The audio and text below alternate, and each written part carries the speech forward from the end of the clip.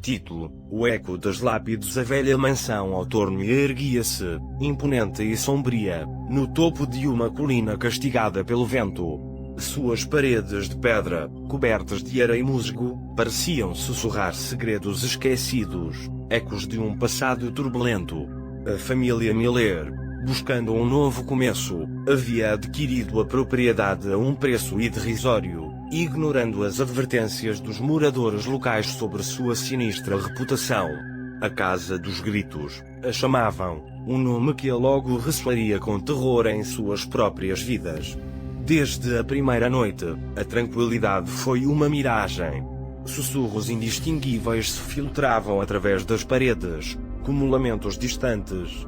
A princípio, atribuíram ao rangido da madeira ou ao vento que entrava pelas janelas mal vedadas. Mas logo, os sussurros se converteram em gemidos, e os gemidos, em gritos dilacerantes que gelavam o sangue. Será, a mãe, era a mais sensível à perturbação. Cada noite, os gritos a despertavam, ressoando em sua cabeça como um eco infernal. Tentava convencer-se de que eram sonhos vívidos, pesadelos alimentados pelo estresse da mudança e as histórias de fantasmas que havia escutado. Mas a intensidade dos gritos aumentava a cada dia que passava, fazendo-a duvidar de sua própria sanidade. David, o pai, um homem prático e cético, se negava a crer no sobrenatural. Atribuía os ruídos à má acústica da casa ou a alguma falha na estrutura. Mas até mesmo sua racionalidade começou a desmoronar quando as portas começaram a fechar-se sozinhas, os objetos a mover-se inexplicavelmente e uma sensação constante de ser observado o invadia em cada canto da casa. As crianças, Emily e Tom, eram os mais aterrorizados. Emily, a mais velha, se trancava em seu quarto, rezando para que a noite terminasse logo. Tom, o pequeno, tinha pesadelos recorrentes com figuras sombrias que o chamavam da escuridão, sussurrando: "Nunca nos deixarão escapar." Uma noite, Sarah acordou sobressaltada por um grito particularmente horrendo. Saltou da cama e correu para o quarto das crianças, apenas para encontrá-los tremendo de medo. "Mamãe, você ouviu, não é?" soluçou Emily. "Está bem aqui, na parede." Sarah se aproximou da parede e colou o ouvido.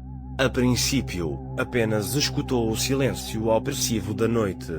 Mas então, um sussurro fraco começou a filtrar-se, convertendo-se gradualmente em um lamento agonizante. O som parecia provir da própria parede, como se estivesse viva e sofrendo. David, alertado pelos gritos, irrompeu no quarto. Ao escutar o lamento, seu rosto empalideceu. Pela primeira vez, o medo se apoderou dele, um medo visceral que lhe dizia que estavam em perigo. Decidiram investigar. Durante dias, exploraram cada canto da casa, buscando a origem dos gritos. Revisavam o sótão empoeirado, o porão úmido e as paredes ocas, mas não encontraram nada. A casa parecia guardar um segredo inescrutável. Um dia, enquanto examinavam o jardim traseiro, encontraram uma lápide coberta de mato.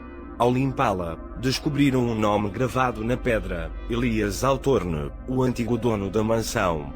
A data de falecimento era invulgarmente antiga, remontando a mais de um século. Intrigados, investigaram a história de Elias Autorne. Descobriram que havia sido um homem cruel e implacável, conhecido por sua tirania e sua obsessão por acumular riqueza.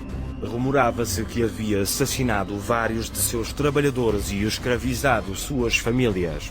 A lenda contava que Elias havia construído a mansão sobre um antigo cemitério indígena, profanando a terra sagrada e despertando a ira dos espíritos ancestrais. Dizia-se que as almas de suas vítimas e os espíritos profanados estavam presos na casa, condenados a repetir seus últimos momentos de sofrimento pela eternidade. De repente, tudo se encaixou. Os gritos eram os lamentos das almas torturadas, presas nas paredes da casa, buscando vingança. A família Miller havia se convertido na nova vítima da maldição dos Autorne. Desesperados, buscaram a ajuda de um médium. A mulher, ao entrar na casa, sentiu uma presença escura e intensa que a oprimiu. Esta casa está cheia de dor e sofrimento, disse com voz trêmula. Os espíritos estão furiosos e não descansarão até que se faça justiça. O médium lhes revelou que a única forma de liberar os espíritos era encontrar os restos das vítimas de Elias Altorne e dar-lhes um enterro digno em um lugar sagrado. A tarefa era perigosa e requeria coragem e determinação. A família Miller, decidida a pôr fim à maldição, começou a buscar os restos. Depois de dias de escavação, encontraram uma fossa comum no porão da casa. Os ossos, desmembrados e mutilados, eram a evidência da brutalidade de Elias Altorne. Com grande respeito e reverência, recolheram os restos e os levaram a um cemitério próximo. Organizaram uma cerimônia religiosa e lhes deram um enterro adequado, rezando pelo descanso de suas almas. À medida que a terra cobria os caixões, um silêncio impressionante desceu sobre a casa.